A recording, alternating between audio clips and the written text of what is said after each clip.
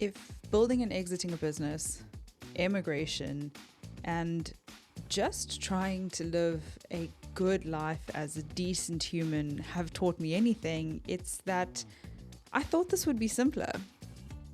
Life is astoundingly, beautifully complex, and I want to talk about it. Welcome to I Thought This Would Be Simpler. Climbing Mount Kilimanjaro and why he thought getting to the top would be simpler. In this episode of I Thought This Would Be Simpler, I'm speaking to Brad Shorkend. Brad is a behavioral specialist who, since 2005, has been powerfully impacting thousands of people around the world. Brad and I are the co-authors of We Are Still Human and Work Shouldn't Suck. Brad and I were actually business partners for quite a long time, developing Still Human and the Still Human method. And you'll actually hear us talk a little bit about our book towards the end of this episode. Brad is just an all-round cool human, and he has done amazing things. He was recently recognized in the highly prestigious Global Gurus Top 30 as an organizational culture professional for 2026. He is also a relentless entrepreneur, having founded and successfully, mostly, led over 20 businesses across numerous industry sectors. He's a TEDx speaker, frequent contributor to numerous publications, radio shows, and podcasts, and as you'll hear in this episode, just generally an all-round badass. He's also adjunct faculty at Gibbs Business School, and when he is not at work sparring with people's mindsets, he makes time to escape to the mountains. He's summited 3 of the 7 summits. We'll hear about his first of those summits in this episode. He has summited the tallest peaks in Africa, Australia, and Europe, and has also expedition to Everest Base Camp. This is Brad's story of climbing Mount Kilimanjaro, his first big mountain, and he definitely thought that it would be simpler. Brad Shorkend, what did you think would be simpler? Andy Golding, I thought getting to the top of Mount Kilimanjaro would be simpler. Why? I mean, that doesn't seem like a simple undertaking at all at the best of times, but we'll get into that. I think that's exactly what we're going to unpack here. But why the climb? What was the genesis for it? And spoiler alert, you're about to tell us that you broke your back. Well, that was the genesis. So let me answer that question. I heard it in 2 parts. The first part was, why did I think it would be simpler? I didn't know anything could be that hard. Yeah, I've done hard things in my life, but in a nutshell, climbing a big mountain, one of the 7 summits, which is the tallest mountain on each continent, pretty much takes a human being away from everything that they are comfortable doing. Firstly, you're going up. Now, most people climb 1 flight of stairs and they're out of breath. Now, you're going up 6,000 meters. That's a lot of flights of stairs over a week or slightly longer than a week. That's the first thing. The second thing is most people, when it starts to get a little bit chilly, like 7, 8, 9, 10 degrees, are putting on layers of jackets. The temperature on summit night was minus 23 degrees. Minus 23 degrees. That wasn't simple. Gross. Sleeping it rained and snowed every single day, relentlessly, other than on summit night. That's not fun. And I mean, you're outside. You can't rush inside when the rain starts. Well, that doesn't make life easy. Eating, being force-fed I still have trauma around jungle oats. I still can't face jungle oats because I was force-fed jungle oats. I thought the food would be simpler. Washing at the end of each day in the tent with a washy bowl with another guy my size squashed into a 2-man tent with our bags. I thought it would be simpler. I can keep going. There were lots of things that I just thought would be survive with almost no oxygen. I thought that would be simpler above 4,500 meters. Are you getting the picture? I think so. And then the second part was where the genesis. So I broke my back riding a quad bike. I crushed the base of my spine. And I was lying in the hospital in traction in a recovery process. And I saw a documentary of a guy who had broken his back riding a motorbike, exactly as per what I had. He was riding a Harley, so his was a much sexier accident. Mine was a quad bike. And he had been put back together. He was full of metal, and I was fortunate. I didn't have that same situation. If a broken back is fortunate. And I pointed at the screen and I said, I'm going to have a go at that one day. And he had tried to summit on his first expedition. He had nearly died and he didn't summit, and he went back again and he summited.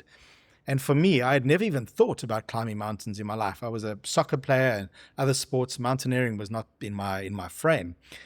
But I so badly wanted to be okay. I so badly wanted to prove that I was still strong and I was still capable. And climbing Mount Everest seemed like a good idea, and Kilimanjaro seemed like a good place to start. And that's where this trip emerged as an option, as a possibility. So you were climbing this deeply physical mountain in your recovery, and almost attached to the recovery, actually climbing a physical mountain, because that's a great motivator. That doesn't just happen. Exactly. And that's exactly it. It was the thing that got me to get up out of bed. And there was a stage where we didn't even know if I'd walk again. There were fragments of my bone and the vertebra that the surgeon had caught shark's teeth that were lodged against my spinal cord. And so movement was a risk. And for a long time, I had to lie in recovery. I then had to get better. And I then had to develop my strength again. And the thing that got me up was the possibility of that first trip to Kilimanjaro. It was the thing that motivated my, I won't say motivated my recovery, but it was the thing that motivated me to just try. I needed the kickstart to try. And from there, I was then able to obviously lean in to one step in front of the other, in front of the other.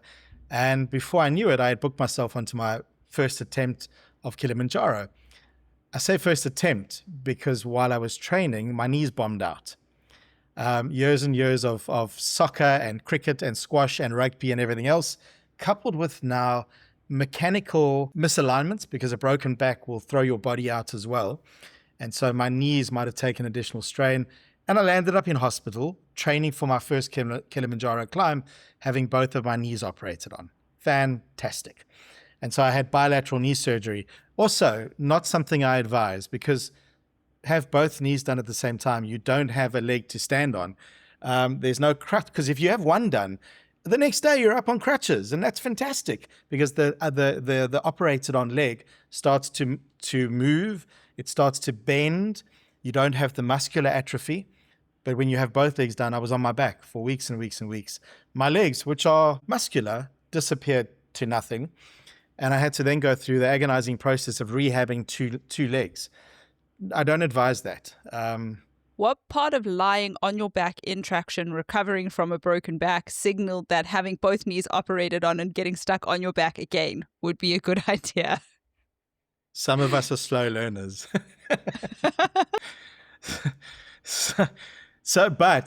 But there's an upside, because the operated on knees were then much stronger to support me through the journey forward, which was then my next attempt at getting fit to actually go and climb Kilimanjaro. And now on like solid, strong knees, I was able to get fit, get strong. And now here's an interesting thing, because I didn't know what I didn't know. We were very unprepared for the trip. The trip was a fundraising trip by the Laureus Sport for Good Foundation in the UK. It was a fundraising trip, so we had to raise money for the foundation for a charity called the MISA project in Nairobi, in the slums. And the lead celebrity from Laureus was Martina Navratilova. This was Martina's project. And so because it was operated on from out of the UK, no one supported us. We had no guidance, I've done lectures for people who are going off to climb Kilimanjaro, and the lecture I deliver is called the things I wish somebody had told me, because that might have made it simpler. so we went completely unprepared, and the training was I overtrained. I was actually fitter and stronger than probably I'd ever been as an adult for this trip. Until then, other mountains afterwards, but overcompensating because I didn't know how broken I was. And what does that training look like for the rest of us mere mortals who've never attempted to summit a mountain that's over 5,000 meters high? What does that training look like? That training, so it's interesting. When I've been working with people who want to go and climb Kilimanjaro, they tell me that they're in the gym, and one of them was swimming 50 laps. I was like, okay, hold on. Swimming to Robben Island or climbing Kilimanjaro? What are you going to do here? Because the training, basically, the only thing that you need to do is put a backpack on, put your boots on, and climb stairs relentlessly. There is a staircase in Johannesburg called the Westcliff Stairs, and the Westcliff Stairs is 203 steps up and, well, 203 steps down. So 400 or 206, 412 in total rock steps. And I used to go out there 3-4 times a week for an hour, hour and a quarter with a weighted backpack full of rice, packets of rice, and 2-liter Coke bottles full of water, and climb, because that's what you're going to do on the mountain. And get the knees conditioned, get the quads conditioned, get the bum conditioned, because going up uses a certain set of muscles and coming down uses a certain set of muscles. And so that was all it was. And it was that. And then in the weekend, we would go out into the countryside and hike in the countryside, Saturday and Sunday, because you don't get like a day off on the mountain. It's 7 or 8, 9 days straight, sleeping in a tent. Oh, that's another thing I forgot about why I thought it would be simpler. Sleeping in a tent on the floor in the freezing cold on rocks. It's not simple. So that was the training for about 4 months. And so you do the training. You've now done the fundraising, which I also know was not an easy journey as the South African team on the expedition. Walk me through the journey of you going to get on the airplane. This is now happening. Now you know you've done the work. Your body has proven that it's strong. You literally on your back in traction pointed at the screen and said, I'm going to do that. And now you're on your way to go and do that. Walk me through that. So this was funny actually, because there's a lot of shopping. What you don't realize is this is not a walk in the park. This is a thing that can kill you. People do die on high altitude mountains. People die on Kilimanjaro every year. That's not a don't go advert. It's a small fraction of people who try to climb Kilimanjaro, like a minuscule fraction, die.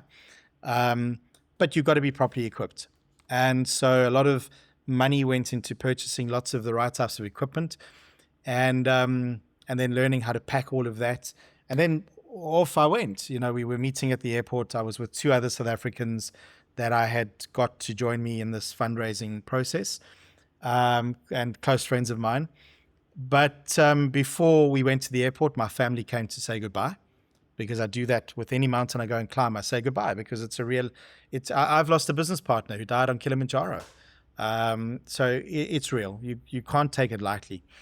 Head off to the airport, and backpack on my back with a couple of small odds and sods and 1 or 2 snacks and things, because no one told us that there's a trick to how you pack your backpack that comes with you on the plane when you go do these mountain expeditions. So I'll come back to that. No one told us there is a trick. And the other bag, which was my duffel bag, which is what I call your chest of drawers. That's the bag that the porters, the Sherpas, take from camp to camp. You don't carry that with you yourself. All you have on your back is what you need for the day. But they carry all the rest of your stuff, and it's all of your toiletries, your meds, your extra clothing, your clean clothing, your dry stuff, your snacks. And so we get to the other side, and our bags didn't. And that wasn't fun, because being in the middle of Africa, now having to drive across Africa to the resort where we were going to be prepped and briefed, and where Mark, our lead guide, was going to do the demo and show us how all of our gear works and how you pack it, is quite sobering when you don't have any of that stuff with you. Now, the trick that no one told us about was you take your important stuff with you on your back. You wear your boots. You have at least 1 day's worth of climbing gear and snacks and the stuff that's going to keep you alive and warm on your back. so that should your bag disappear, at least the start of your trip isn't delayed. You can go and climb. Because it doesn't help when your team, one person's going, yeah, I've got a spare pair of socks, or maybe I've got you can't climb like that. So we had that. Our bags were lost. Our bags were delivered back to us at about 2:30 a.m. We were meeting with the team to go and climb from 6. So now we were up the whole night, waiting, hoping that our bags arrived, including boots and everything. And the lights had gone out in the resort because the generator was switched off at 11. So now we're trying to do all of this in the dark when we eventually get our bags, and it's just adding to the anxiety. This is not the way you want your first big mountain to start. So very little sleep, which didn't make things simpler at all. And yeah, the next 2 hours, the next morning we were up, and we started to learn the rituals, because there are rituals on every mountain I've climbed now around the world. This method is exactly the same. There's a wake-up time. You get woken up. Somebody rattles on your tent. You're expected to get ready, to be dressed, to have your backpack ready, and to have your chest of drawers, your duffel bag, packed, locked, and outside your tent for them to pick up, and boom, off you go. There's no waiting. Now, in every group of people, there's always a few who have no time management. They learn on day one that you're going to learn time management fast, because they don't wait. The message is bag outside tent. You can be sitting inside your tent and there are porters dismantling the tent around you, because the time is the time. You can be in your underwear in the tent. The tent is and that's cold. That's cold. So a very rude awakening into there's a system, and the system is not one you're going to influence. You follow the system. It's designed to keep you alive. Yeah. Welcome to the mountain. That was really, and then off we were, climbing. It hadn't started to rain or snow yet. We had a couple of hours where it was dry and sunny on the lower sections. This is about 2,000 meters on day one. But what was interesting about this first day was some people took the idea that it would be simpler too much to heart and didn't listen to Mark. When Mark, who was the lead guide, gave us the briefing the night before with the gear, he said, I'm going to show you how I pack my backpack. And this is the only time I'm doing this demo, and it's the only time I'm answering questions about what must go in the backpack. He said, what I put is what you should put. This is not a place for you to be thinking differently. I've done this many times before. Just listen to me. And in there, he went raincoat in the bag, rain pants in the bag, etc., etc., etc. And he was like, if you come and ask me, Mark, do I think it's going to rain? I'm not going to answer you, because I'm not the rain god. He said, put your raincoat in your bag. So off we go. And then the rains open, the skies open up. And suddenly people are going, oh, that I don't have my raincoat. And he was like, No. Which part of what I pack, you pack? Oh, no, but it didn't look like rain. And he was like, oh, no, so now you're the rain god. So a lot of people got very, very wet. But the problem is now you're not going to dry, or your clothes aren't going to dry, and your boots and your socks aren't going to dry, because it gets too cold to dry. And so that's why I learned very quickly that you don't mess with getting wet, and you get good rain gear, and then you make sure you stay as dry as possible. And I imagine a lot of your climbing group thought it would be simpler. And I can also sense that, because I know it was quite a large group, if a lot of people didn't listen, I imagine the mood, the morale, just the general mental health of the group, when everybody's soggy and cold and was avoidable, it also doesn't really help.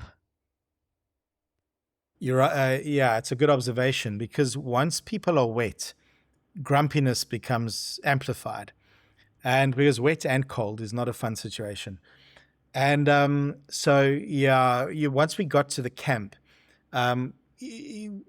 people went into their tents.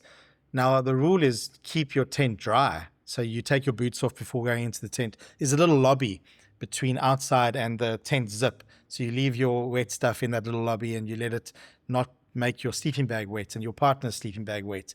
because it's such close quarters.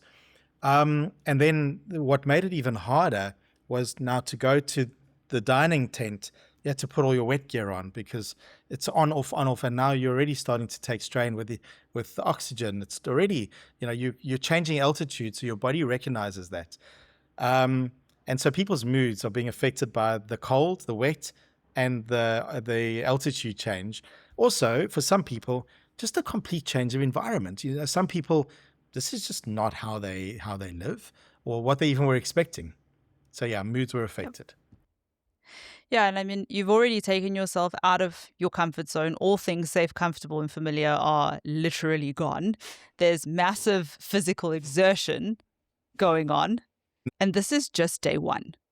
So That's day day one. one has thrown the book at all of you. When you're lying in your tent, and you may not know this, you may not remember this in detail, but knowing you, I think you have a good enough memory to have some sense of this. You're lying in your sleeping bag, on your super skinny mattress, on the rocks, in the cold, in a tent, on the side of a mountain at the end of day one. What's going through your mind? It's funny you mentioned the super skinny mattress because we spent the extra money to have self-inflating mattresses. But so what would happen is you just take it out of its cover and it's supposed to go and be mattress. But mattress had its own ideas, which meant that we had to now also blow up the mattress. Now, when you got no oxygen, trying to blow up a mattress is also not fun. So yeah, I remember lying in the tent, listening to the rain, thinking, "Oh wow, this is going to be the next week and a bit. That's not going to be fun." But also thinking, "Gee, that was cool." We'd had a really good day. I was sharing with my mate Ian, who he's a totally cool guy, and so we were having a lot of laughs, and that's important. Is when you do these things, something that makes it simpler is being with the right people, being with people who, like, if I was sharing a tent with somebody who was completely negative and was just a whining, moaning, I would never ever do it with them again. In fact, that has happened, and they are no longer on the WhatsApp group that gets invited to come and do these things. You choose who you do hard things with carefully. And that was a big lesson. I was so grateful that I was with Ian, and Benita was our other South African friend. And we carried each other. And I'll tell you more detail about that as we have this conversation. We carried each other. The South Africans, there were 29. You mentioned the size of the team. There were 29 people to start. And I think it was only less than half, it was 13 that summited. Now, that's a very unsuccessful expedition, but because of how hard those conditions made it, that's not a successful expedition. Also, South African, we were the only country that had a full complement of all of the South Africans summited. We were the only country that we're made different in South Africa. So we all got there. But yeah, I was lying there having mixed emotions, like, wow, this is going to be tough. And also, wow, that was cool. I think in a lot of ways, bravery follows the physical act, but you also need bravery to compel you to take the physical act. So it's this like cycle of, do you do the brave thing, do hard things, even if you're not feeling quite brave, and then the bravery will come after. Yeah. But how do you this is night one. Day one has thrown a lot at you. This is night one on the mountain. You've got more than a week of this ahead of you. Starting into the next day, starting into day 2 of the climb. What was that like? So day 2, I prepped differently. Day 1, I had gone out with shorts. Even though I had my rain gear in my bag, I'd gone out with shorts. But I had learned that it was a mission to put on the rain gear. So there's rain pants, wet pants, and you've got your what are they called? They go over the boots to prevent sand and water going in them. But all of that gear, and I decided to put it all on to start. I was like, I'm not having all of that admin because you're getting wet through the process. So I decided to load up on the bottom gear, on the pants and the all the cover gear. And so I felt like suddenly I know more. I've done one day of high altitude mountaineering, but I have a different relationship to what this is. Yesterday, I was a beginner. I've never done this. Today, I'm 100% more equipped in my awareness than I was yesterday. And so I made different decisions. I also put less water in my backpack. The first day, I'd gone off with 5 liters. That's 5 kilos. I didn't drink all of it, but I also learned that they will top you up along the way if you need. So I took 2 kilos off my back. 2 kilos becomes meaningful higher up. I had gone out on day 1 with an awareness that I was going to go slowly, because pole pole, slowly, is the local dialect. But I realized I could go even slower. There was no rush. And that facilitates acclimatization, altitude adjustment, but also the enjoyment of the environment. Just slow and having conversations and stopping and pausing. I was in only one competition, and that was with myself. People often say you go and conquer the mountain, and I realized on day 1 that that's what gets you killed. We were guests on this mountain, and that mountain was going to decide whether or not it was going to be our day or not. And for me, that was a big thing, was to go, I'm privileged to be here. I'm a guest, and let's have some fun with this. Because day 2, I knew was not going to be as hard as it was going to get, because I knew that as altitude became higher, air was going to get thinner, temperature was going to get colder, and exhaustion was going to become more amplified. So I was chilled. Day 2, I was like, okay, now I know what we're doing here. And also, what was magical about Kilimanjaro, every day as you move through, the altitude changes, the terrain changes. Every single day looks completely different. And that's such a treat. It's amazing. It's such a treat. And so, yeah, I just immersed. But I didn't know how hard it was going to get. Like, I knew it was going to get hard. I didn't know how hard it was going to get. What a beautiful positioning to say, acknowledge I'm a guest on this mountain, but also to give yourself permission to, you've worked so hard. You literally came from lying in traction in hospital with a broken back to standing on the mountain after having hiked one day, spent a night and continuing towards the summit, to now say, I actually get to just be here and experience this. I don't have to race up. I've done the work to get here. Now I get to be part of this experience. And how did the climb progress from there? You said the vegetation changes, and it doesn't get easier the longer you do it. It's like the more fatigued, the more you get worn down, the tougher the conditions get. Yeah. So I've climbed Kilimanjaro twice. This was obviously the first. This one was longer because of the... Now, you might be thinking, why the hell would you go back and do this again after having a conversation about it not being as simple as I thought it would? And I can share with you why I went back. It was long, and that was for me the hardest thing. It was a 9-day expedition because of the extra admin around the film crew and all the sports celebrities and a whole big deal around that. But as the terrain changed, so it also became unfriendlier. While it's very green and very lush lower down, which is quite soft physically and on the eye, as we got higher, it became less and less green, more and more brown in terms of the vegetation, and then eventually just rock and shale, and it was like being on the moon. That's hard, because that takes a toll on your emotion. It also takes a toll on your body. The climbing gets harder because of what you're walking on. It's more slippery underfoot. That is physically exhausting as well. The temperature takes its toll.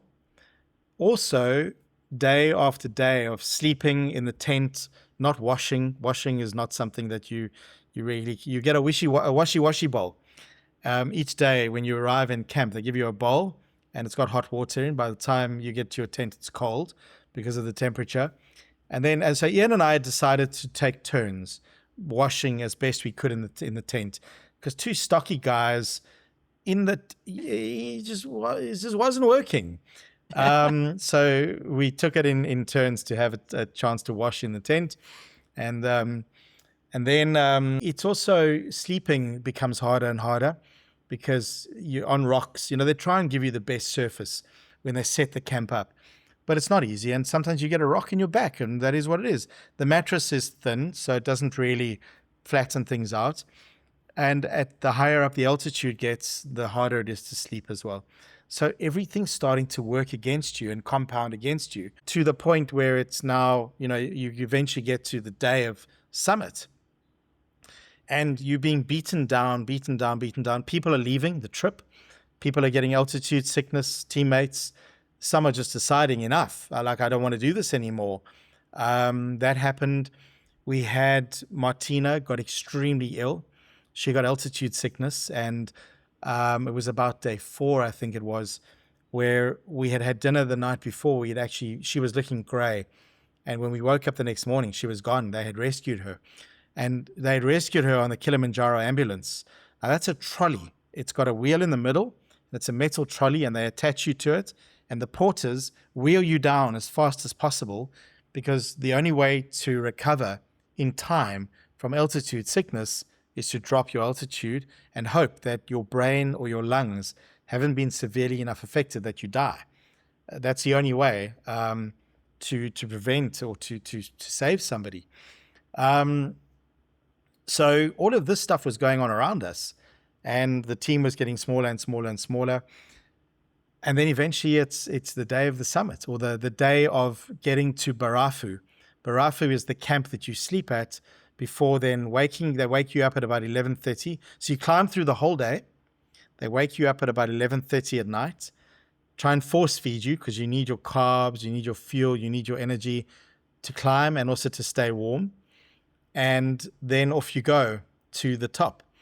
And that in itself is, you're climbing through the night to summit at around sunrise. And so that night is quite a thing, because it's your hardest night, because you're now exhausted from climbing right through the day. Let me say we were exhausted from climbing through the day. Only had a couple of hours of really interrupted sleep up at Barafu. It's very ugly up there.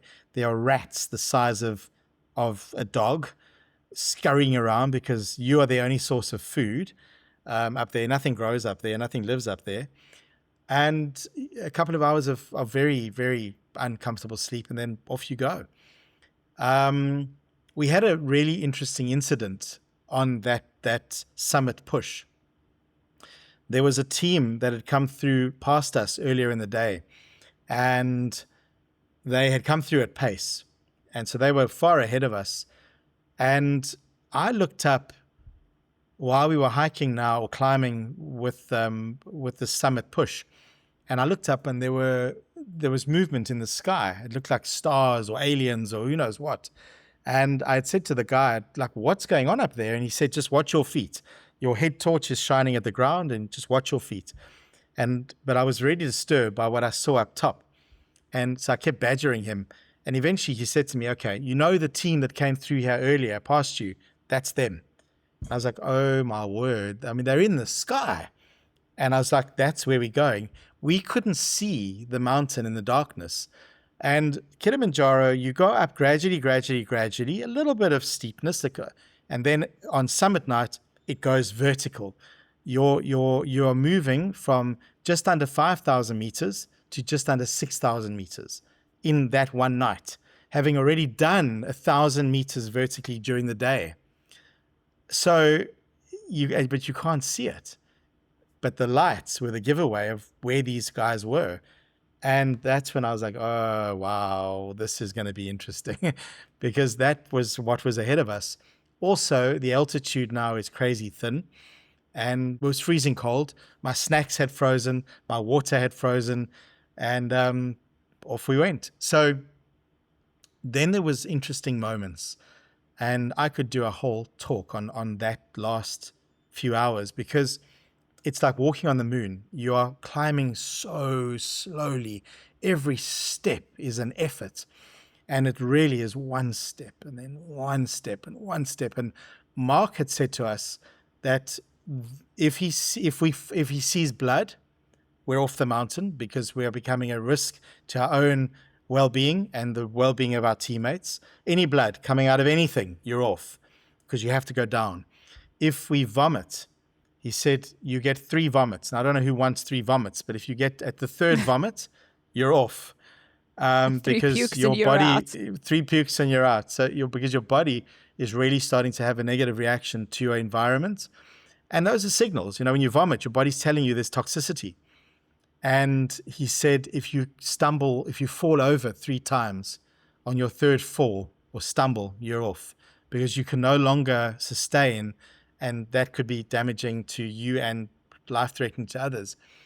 And we had a situation where it was now about 4:30 in the morning, and I had stumbled twice. And I was starting to take serious strain because I didn't eat my dinner. I couldn't get the food down. The altitude was really starting to take its toll. And that was a mistake. I should have force-fed myself. And I was running out of energy. And I got to a point where I had decided I can't do this anymore. And it was quite profound what happened in that moment, because Mark was standing a little bit up with Nikos. Nikos was the Greek pistol shooting Olympic champion.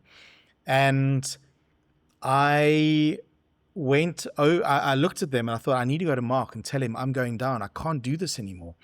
I had nothing left. I had nothing.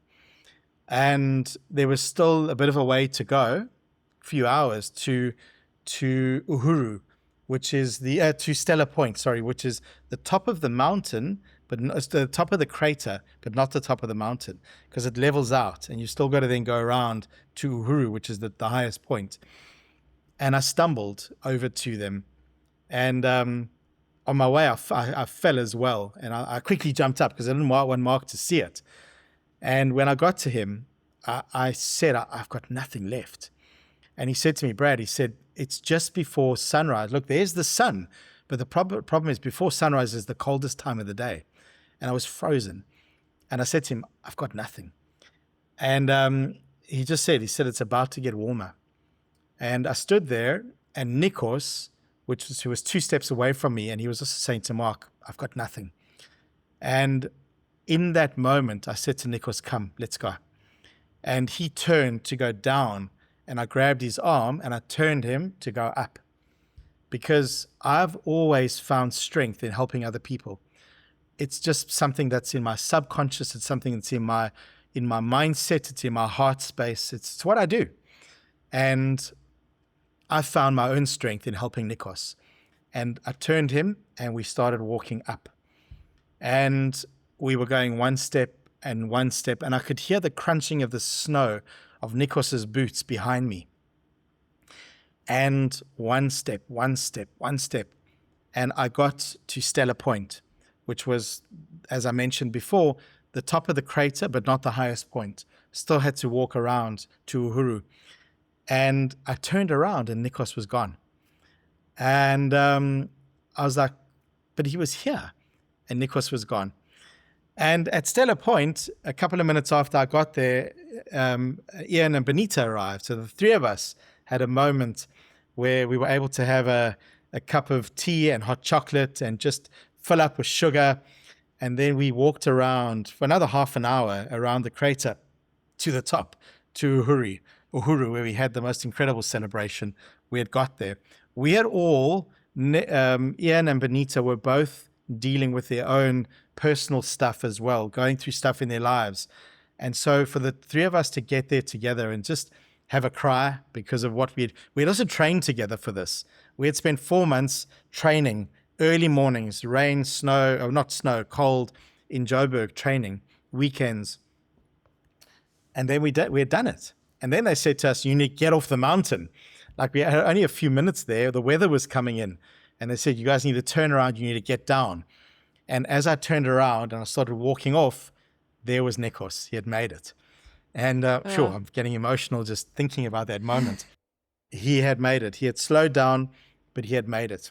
And it was just unbelievable. We had a hug, and then he touched the sign, and then we all got off that mountain. And I can't, like for me, the emotion was I had proven I can still do this. I'm still strong. I'm still fit. I'm still capable. And a broken back didn't stop me. And we got down to Millennium Camp afterwards. So with Kilimanjaro, you can summit and get off in one day and get down. We chose to have a camp on the mountain as part of our exit. So We camped on the mountain and then just enjoyed and celebrated and held space for each other. And then we climbed off the next day down to the hotel at the bottom where we could have a shower at last. And after 8 days on this mountain and just relax and look back. We never saw Kilimanjaro until we had finished. At Millennium Camp was the first time we saw the mountain from ground level. We saw it flying in, we saw the top, but because of the route we went, you don't see the mountain. You're on it, but you don't see it. Only when we are finished that we stand back and look at. Wow, it's quite an amazing thing, because then you kind of step back and you're like, I just did that. That's where I've just been. Totally. Brad, you've been described, and I think very rightly so, as somebody who points yourself at hard things. How has Kilimanjaro and the mountains that have come since that fed that or led to more of that? So after Kilimanjaro, I now, one of two things could happen. I could either go not doing that again and not climbing any more mountains. And most of the people that I was on the trip with, I know Ian and Bon, neither of them have gone and climbed anything else. They've done other things in their lives, amazing things. We were actually talking a couple of years ago, 2 years ago, about getting together and going and climbing something else together. And then Ian had an accident and he's been recovering from it. And Bon moved countries. So it's time to reignite that conversation. But for me, I pointed myself at other mountains. I went off the next year and had a go at climbing Mont Blanc and had a very bad accident and fell and hurt myself. Mont Blanc is not called the Mountain of Death for nothing. It's lower than Kilimanjaro, but it's much more dangerous. I then had to pick myself up after recovering from that injury and train again and get fit and strong again and heal. And I went to climb Mount Elbrus in Russia, which is the tallest in Europe. And I had to organize my mindset after having the accident, because I could have died. I mean, it was touch and go. I fell into a crevasse, summited Mount Elbrus, and then went back to Kilimanjaro after that and led a team. I was asked to lead a corporate team and went and did that.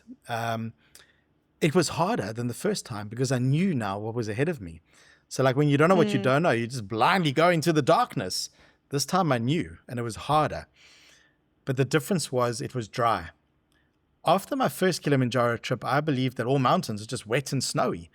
But once I went to the others, I got to see, no, we just got a rough draw on that first climb, that they're not always wet and snowy and they can be dry. But it kind of showed me, because I've pointed myself at lots of other hard things, and you and I have shared some of those hard things that really can, I mean, writing a book, it's an experience we've shared. That's a hard thing. But if I was to take learnings from the mountain, you can't climb a mountain on your own. And if you kind of, building a team is about shared direction and shared purpose. And we were all very clear on what we were there to do. And it's the same with taking on those other hard things. I mean, writing the book together, we knew what we were there to do. And you carry each other through the tough times. When you've got a team, you carry each other, you hold space for each other, and because there are going to be days where one doesn't want to do it and the other one wants to do it, or you both don't want to do it. You've got to find the strength.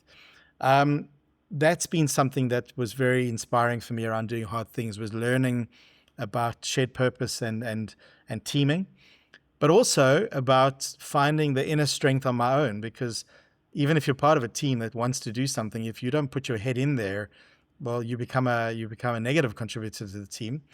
But also that only we can motivate ourselves. There's, no matter how much external motivation we have, you either decide or decide not to. And for me, that's been a really important part of pointing myself at hard things. Once I had done Kilimanjaro, I realized I can do anything. And I've always believed I could do hard things. But that was, to your question, why did I think it would be simpler? I didn't know just how hard it would be. It will be, for anyone who wants to go and climb Kilimanjaro, it'll be the hardest thing they will ever do. For most people, I mean, unless you've done something really extreme, because it's so out of our comfort zone, it will be the hardest thing most people would ever do until they go and try climb something even more complicated and harder. And for me, I think the biggest takeaway was I really can do pretty much almost anything I put my mind to, if I understand it, and if I organize myself around it, and I get my head right, and then prepare, because everything's about mindset and preparation. Hard things. Hard things. And I think there's a few things in there that you said that are just absolute nuggets. You can't climb a mountain alone. It relies on other people, but also you need to be showing up every single day. So there's that mental toughness and that inner strength that comes with it. And mental toughness, I think, is a critical skill when the elements are against you and the mountain is quite literally trying to shake you off at every turn that it can. But you're relying on the people who you're doing it with, and the people who you're doing it with are relying on you. And that parallels into anything else that we do in life, building businesses, relationships, families. Like you need people, and you need to find that way to work together, find the right people to do it with. But first and foremost, that inner strength of, I can do this. I can point myself at hard things and make a success of it. I think there's such a valid point in that word inner strength that you just mentioned. I think a lot of people don't know just how strong they can be if they need to. And I think it's a really important thing for people to be aware of. What's that expression? This too shall pass. And that moment of finding your deepest inner strength, if I think about the people on my team who, I wanted to give up, and I found that thing that with Nikos, it's really important for people to find when I'm at my worst, at my closest to giving up, what is it I need to access to carry on? What is it I need? Because we've all got more. I firmly believe everybody's got more than they think they've got. 100%. What is that thing? How can you access that thing How that do you you need? how do you access it? Yeah. Yeah. Yeah. Because in there, I, it will pass. yeah. And in there, once you access that level, you've unlocked a new level of yourself as well. And then the question becomes, okay, where can I go from here? And that's massive. Brad, Andy, thank you so much for having this conversation with me today. And thank you for sharing your story and your insights. This was an amazing story to hear and to learn from. And as a fan of the whole conversation around mental toughness and doing hard things, I really appreciate learning from you today. such a pleasure to share. Thank you for inviting me to tell this story. It's one that is very, very close to my heart, and I hope that it helps other people.